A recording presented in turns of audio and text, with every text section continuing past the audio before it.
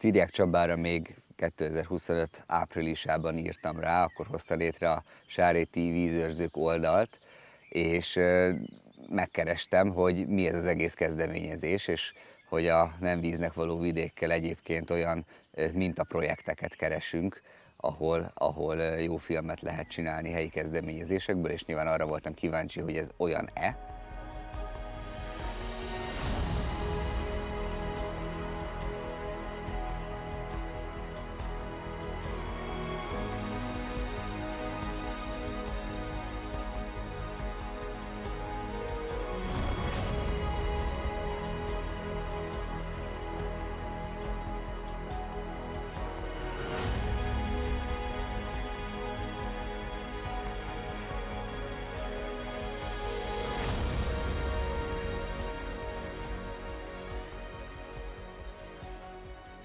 Berettyó és a Sebeskörös összefolyásának környéke egy alacsony fekvésű terület, a környező folyók áradásai rendszeresen elöntötték. A vízszabályozás során azonban lecsapolták mocsarait, a földet művelés alá vonták. Az elmúlt évek egyre szélsőségesebb klimatikus viszonyai a Kis-Sárrétet is negatívan érintik. A csapadék mennyisége csökken, az aszálykitettség növekszik. Itt vagyunk a nem víznek való vidék csapatával, Szeghalmon, azaz Szeghalom mellett a Kis-Sárréten, a Sebeskörösnek egy holtágában állunk, egy kiszáradt holtág medrében, és itt van mellettem Ciriák Csaba, aki helyi gazdálkodó és a Sárréti vízőrzők elnöke. Csaba, miért fontos ez a helyszín, ahol most vagyunk? Ez a helyszín azért fontos, mert most tényleg egy mederben állunk itt. Ez a régi Sebeskörösnek a medre volt, körülbelül 4,5 kilométer hosszú, és ahogy látható, hát elég széles.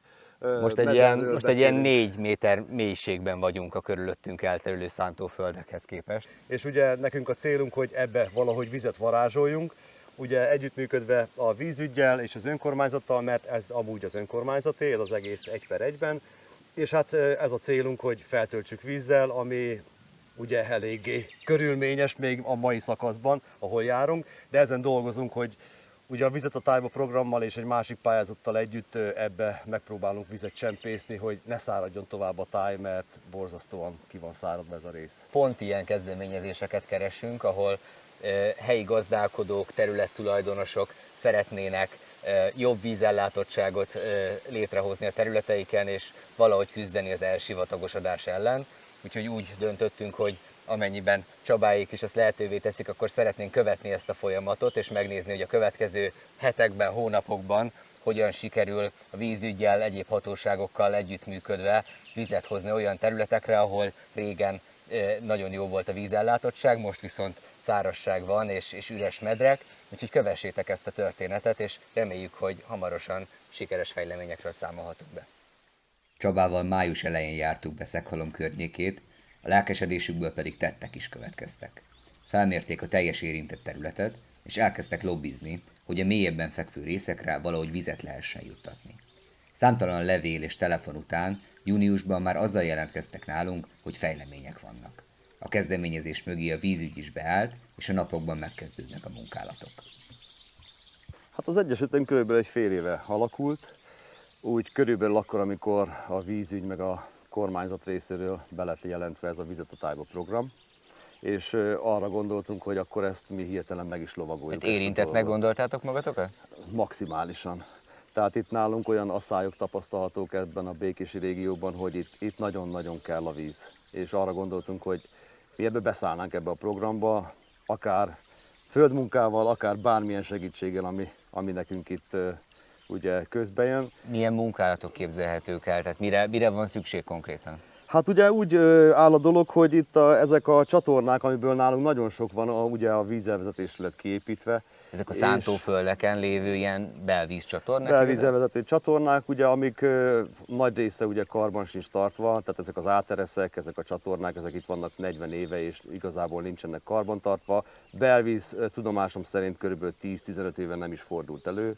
És arra gondoltunk, hogy ha itt a Vizet a Tájba programon keresztül tudunk valahogy vizet csalni a tájba, akkor mi segítünk a víznek, hogy egy kicsit még beljebb tudjon menni. Tehát itt gépi földmunkával, önerőből, ugye teljesen egyénileg megpróbáljuk megcsinálni ezt az egészet, segíteni a vízügynek, amire nekik például nincsen kapacitásuk. Kik segítenek a vízügynek? Tehát hogy kell elképzelni ezt az egyesületet? Ezt úgy kell elképzelni, hogy ugye mi itt megpróbáljuk azokat a gravitációs dolgokat kihasználni, amik rá vannak kötve ugye a csatornák, nagyobb csatornákra és folyókra.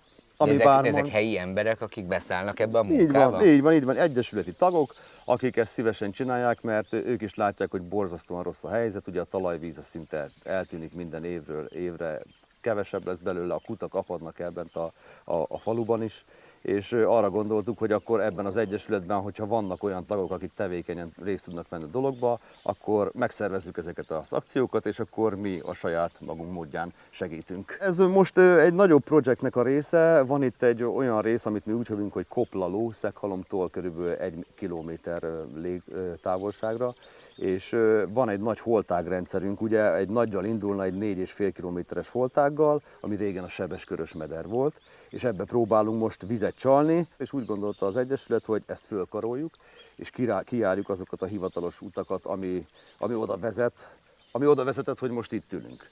Mert hogy a vízügy ugye felküldte az aszályvédelmi csoportnak ezt a területet, ugye mesterséges víztározónak, és igent mondtak, és kaptunk rá némi anyagi forrást, és a vízügy besegít ezzel, hogy telepíti ezt a dízel szivattyút, ezt a nagy teljesítményét, és összeraknak hozzá 200 méter ilyen csövet, ami át fog menni a gáton, és elkezdődik egy betáplálás. Ez azt jelenti, hogy akkor a Sebeskörösből hoznak vizet? Így van, itt van mellettünk a Sebeskörös, és innen fogják betáplálni ezt a vizet oda abba a 4,5 kilométeres holtákba.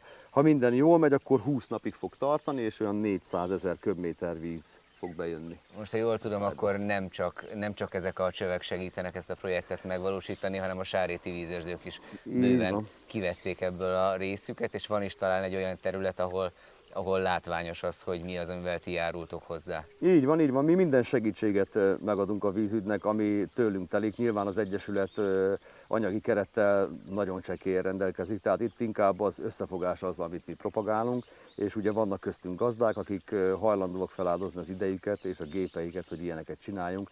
Mi megcsináltunk ehhez egy áttereszt, megpróbáltuk megcsinálni a befogadó részét a dolognak, meg hát végigmértük az egész holtágat, ugye GPS alappal, mert ugye itt ez kritikus lehet egy pár helyen, majd a 15. nap után, amikor egy nagyobb mennyiségű víz érkezik be, úgyhogy mi tevékenyen részt veszünk ebbe az egész akcióba. Amit láthatunk itt végig, ugye ez 4,5 kilométeren keresztül kanyarog a másik folyóig, ugye, mert arról jön a Sebeskörös felől, és ott belecsatlakozna, ha nem lenne levágva, ugye a Berettyóba. Tehát a vízszabályozás előtt ez volt az eredeti Így medre? volt, ez volt az eredeti Sebeskörös meder, igen, ez egy 4,5 kilométer hosszú, 16 hektáros terület, önkormányzati tulajdonú, és hát ebbe szeretnénk vizet varázsolni, ezt már a Sáréti Vízőrzők Egyesület csinálta meg. Tehát ez a földmunka, amiben most itt vagyunk, ez az árok, ez a ti művetek. Így van, ez a befogadó része a dolognak, ide lesznek bepakolva azok az óriási csövek, amik jönnek át a gáton, azt be fogja a vízügy ásni a gátba, egy fél méter mélyen, ez a terv. 400 liter per másodperccel fog itt érkezni a víz. Mi megcsináltuk hozzá a befogadó állomást, végigmértük az egész medret, itt azért voltunk 11-en markosabb legények, úgyhogy ha körbenéztek, itt minden így nézett ki, mint a másik oldalon, tehát itt ez egy ősrengeteg, ugye, mert ehhez körülbelül 100 éve nem volt hozzányúlva.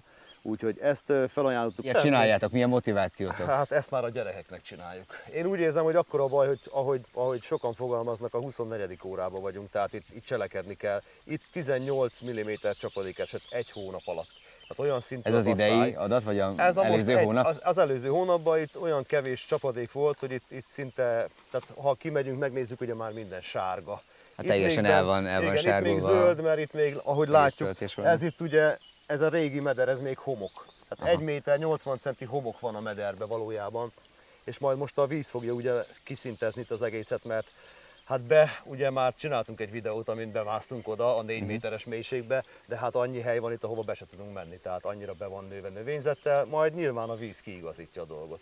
Résen kell lennünk, mert úgy számítottuk, hogy körülbelül a 15. napnál lesznek olyan kritikus pontok ugye itt a mérések alapján, ahol esetleg kimehet a szántókra a víz, tehát ott majd azt orvosolnunk kell. Mi járőrözni fogunk itt az Egyesülettel, minden nap elmegyünk, megnézzük azokat a részeket, és a vízügy pedig onnan táplálja befele a vizet.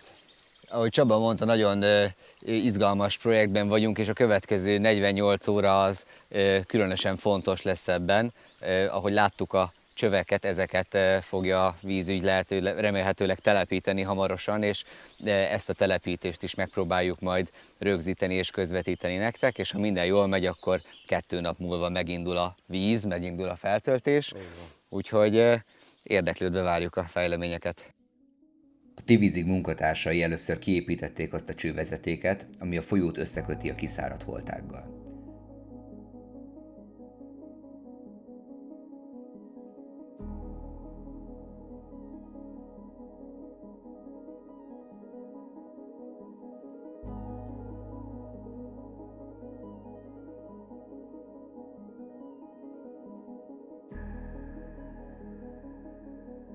A több száz kilós elemeket nehézgépekkel rekkenő hőségben kellett beállítani. Magát a töltést is megbontották, hogy a csöveket belül elvezetve a gát járható maradjon. A bámészkodó helyiek szerint ilyenre évtizedek óta nem volt példa a környéken. Miközben lassan a szkeptikusok is elhiszik, hogy a projekt meg fog valósulni, az utolsó elemek is a helyükre kerülnek.